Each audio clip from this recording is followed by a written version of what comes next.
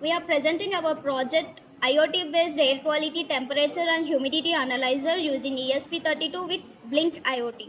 This project monitors environmental conditions in real time both on hardware and mobile devices. The main objective of our project is to measure air quality, temperature and humidity and display data on LCD as well as mobile and desktop using Blink IoT.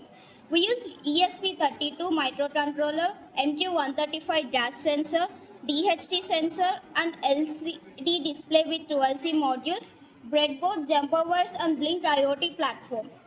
The MQ135 sensor detects air quality and harmful gases. The DHT sensor measures temperature and humidity. This data is sent to the ESP32.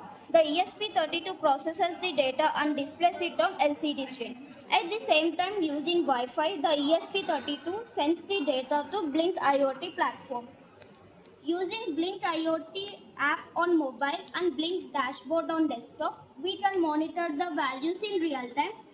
As you can see, we can see the air quality, temperature and humidity, which is calculated as relative humidity, and temperature in degrees Celsius and air quality index.